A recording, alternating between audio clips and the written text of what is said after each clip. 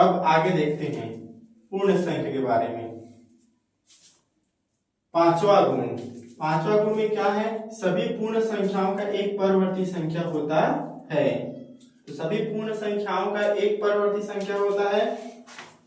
इससे पहले क्या पढ़े थे? सभी पूर्ण संख्याओं का एक पूर्ववर्ती संख्या होता है, शून्य को छोड़कर। अब देखते हैं पूर्ण संख्या का पूर्ववर्ती संख्या। पूर्ववर्ती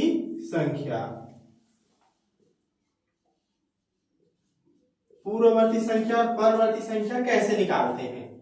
पूर्ववर्ती संख्या निकालने के लिए संख्या में एक घटा देते हैं और परवर्ती संख्या निकालने के लिए संख्या में एक जोड़ देते हैं। अर्थात हम समझ सकते हैं कि पूर्ववर्ती संख्या मतलब क्या होता है? पहले की संख्या, और परवर्ती संख्या मतलब क्या होगा? बाद की संख्या।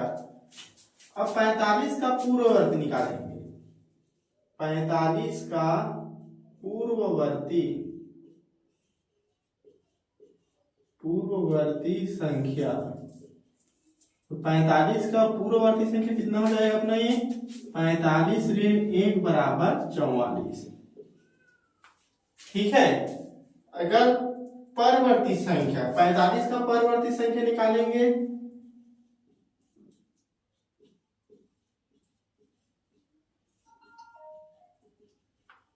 पैतालीस का परवर्ती संख्या बराबर 45 धन 1 बराबर कितना? 46। कितना हो जाएगा? 46। अर्थात पूर्ववर्ती संख्या मतलब पहले की संख्या और परवर्ती संख्या मतलब बाद की संख्या। इसके बाद देखते हैं पूर्ण संख्या के नियम। पूर्ण संख्या के 5 नियम हैं। समृद्ध गुण नियम मतलब पता है कि यदि 2 या 2 से अधिक पूर्ण संख्याओं को गुणा करेंगे या फिर जोड़ेंगे तो प्राप्त होने वाला फल पूर्ण संख्या होता है। एग्जाम्पल में देखते हैं 4 गुणित 9, 9 चौक 36। 36 क्या है? एक पूर्ण संख्या है। 36 क्या है? एक पूर्ण संख्या है। इसी प्रकार देखते हैं 2 गुणित 3 गुणित 4, कितना आ जाएगा अपना? ये 24। 24 भी ये क्या है? पूर्ण संख्या है। पूर्ण संख्या है। अब 2 धन 3 धन 4 कितना हो जाएगा? 9। 9 भी ये क्या है? पूर्ण संख्या है। पूर्ण संख्या। 9 धन 4 बराबर कितना हो जाएगा अपना? ये 13। 13 भी कितना क्या है? एक पूर्ण संख्या है। पूर्ण संख्या अर्थात 2 या 2 से अधिक पूर्ण संख्याओं को गुणा करने या जोड़ने पर क्या प्राप्त होता है? पूर्ण संख्या प्राप्त होता है। अब देखते हैं पूर्ण संख्या के दूसरे नियम, क्रम विनिमय नियम। क्रम विनिमय नियम मतलब क्या होता है? तो पूर्ण संख्याओं को किसी भी तरह से जोड़ने या गुणा करने पर वही फल प्राप्त होता है। एग्जाम्पल में क्या जाएगा? जैसे कि 4 गुणित 9 या फिर 9 गुणित 4 बराबर 9 चौक 36। 9 का पहाड़ा 4 बार पढ़ेंगे या फिर 4 का पहाड़ा 9 बार पढ़ेंगे तो आंसर कितना आएगा? 36 ही आएगा। और एग्जाम्पल देख सकते हैं 6 गुणित 3 बराबर 3 गुणित 6, 6 त्रिक 18 या फिर 3 6 का 18। अब 4 धन 5 बराबर 5 धन 4 बराबर कितना हो जाएगा? 9। 5 में 4 जोड़ेंगे या फिर 4 में कितना जोड़ेंगे? 5 जोड़ेंगे तो पर इससे आंसर कितना आएगा? 9 ही आएगा। जैसे 6 धन 8, 6 में 8 जोड़ने पर या 8 में 6 जोड़ने पर कितना प्राप्त होता है? 14 ही प्राप्त होता है। अब पूर्ण संख्या का तीसरा नियम, योग व गुणा का सहचर्य नियम। तो योग व गुणा का सहचर्य नियम क्या होता है? तो किन्हीं 3 संख्याओं का योगफल व गुणनफल वही रहता है, चाहे संख्याओं के समूह बदल दिया जाए। अब इसको उदाहरण से समझते हैं। एग्जाम्पल एग्जाम्पल में क्या जाएगा अपना पहला, 4 गुणित 5 गुणित 2 बराबर 4 गुणित 5 गुणित 2 बराबर कितना आ जाएगा अपना ये 40। कितना आएगा 40। पहले इन दोनों का गुणा किए तो 5 दूनी 10 और 4 के साथ गुणा करेंगे 10 चौक 40। इससे पहले इन दोनों का गुणा 5 चौक 20, 20 दूनी 40। दूसरे एग्जाम्पल समझते हैं, 3 गुणित 5 गुणित 3 बराबर 3 गुणित 5 गुणित 3 बराबर 45। पहले इन 5 और 3 का गुणा करेंगे तो 5 तिया 15, उसके बाद 3 के साथ गुणा करेंगे तो 15 तिया 45, उसके बाद 5 और 3 का गुणा करेंगे 15, 15 तिया 45।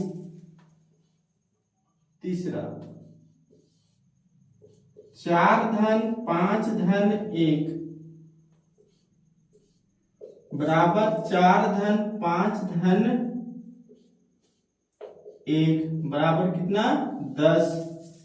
अब इसमें 5 और 1 जोड़ेंगे तो 6, 6 में 4 जोड़ेंगे तो कितना हो जाएगा 10।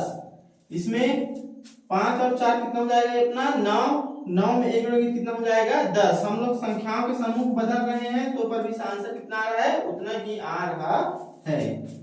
चौथा एग्जांपल समझ लेते हैं, 12 धन 9 धन 11 12 धन 9 धन 11 12 धन 9 धन 11 बराबर कितना हो जाएगा 12 अपना कितना हो जाएगा 21, 21 और 11 कितना हो जाएगा अपना ये 32।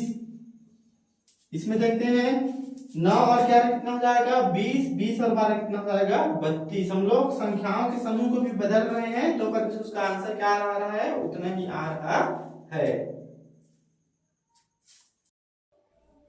अब आगे देखते हैं पूर्ण संख्या का चौथा नियम, वितरण का नियम।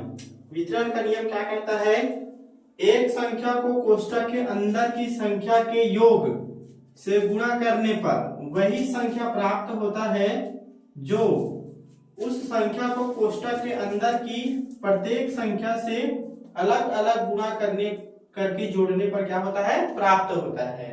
अर्थात एग्जाम्पल देखते हैं इसका,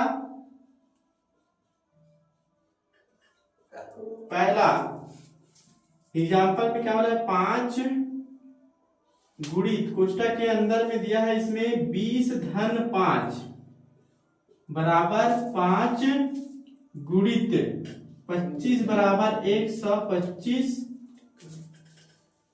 5 गुणित 20 धन 5 कोष्ठक के अंदर 20 गुणित 5 धन 5 गुणित 5, 20 पंच 100 धन 25 बराबर कितना हो जाएगा 125। पहला उदाहरण में देखते हैं कि पहला 5 गुणित कोष्ठक 20 धन 5 बराबर इन दोनों पहले जोड़े हैं तो कितना आ गया 25, 25 का फिर 5 के साथ गुणा किया कितना आया 125। इसमें 5 गुणित 20 धन 5 तो पहले 5 का 20 के साथ गुणा किया तो 20 गुणित 5 धन 5 का 5 के साथ गुणा किया 5 गुणित 5, 20 पंच 100 धन 25 बराबर 125। अर्थात ये क्या बोल रहा है कि एक संख्या को कोष्ठक के अंदर की संख्या के योग से गुणा करने पर, तो योग से गुणा किया कितना प्राप्त हुआ 125।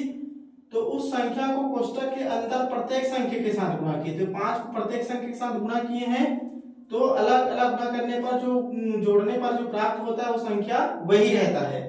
तो 100 धन कितना 25 बराबर 125। और उदाहरण से देखते हैं दूसरा, 4 गुणित 5 धन 7 बराबर 4 गुणित 12, 12 चौक 48 कितना आ गया 12 चौक 48। इसमें फिर 4 गुणित 5 धन 7 बराबर, अभी इसमें जोड़कर गुणा किए हैं तो इसमें अलग अलग गुणा करेंगे। 4 गुणित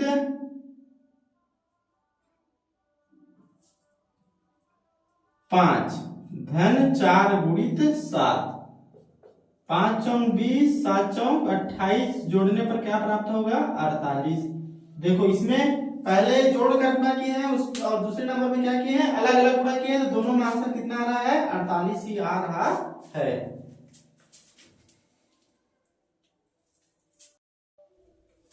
अब देखते हैं पूर्ण संख्या का पांचवा नियम। पांचवा नियम में पहला है योज्य तत्समक। योज्य तत्समक मीन्स क्या होता है कि किसी भी संख्या में शून्य का योग करने पर वही संख्या प्राप्त होता है। एग्जाम्पल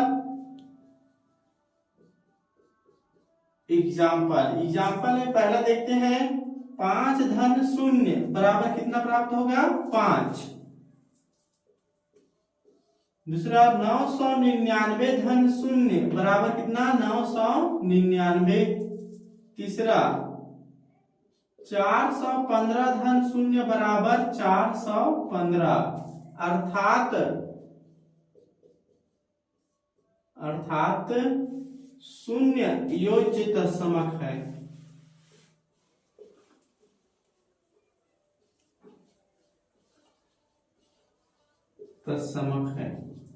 ठीक है, तो योज्य तत्समक मीन्स क्या होता है कि किसी भी संख्या में शून्य का योग करने पर वही संख्या प्राप्त होता है। एग्जाम्पल के लिए 5 में अगर शून्य जोड़ेंगे तो 5 ही मिलेगा, 999 में शून्य जोड़ेंगे तो 999 मिलेगा, 415 में शून्य जोड़ेंगे तो 415 ही मिलेगा, अर्थात क्या है शून्य योज्य तत्समक है। उसके बाद गुणन तत्समक। गुणन तत्समक मतलब क्या होता है कि किसी भी संख्या में एक का गुणा करने पर वही संख्या प्राप्त होता है।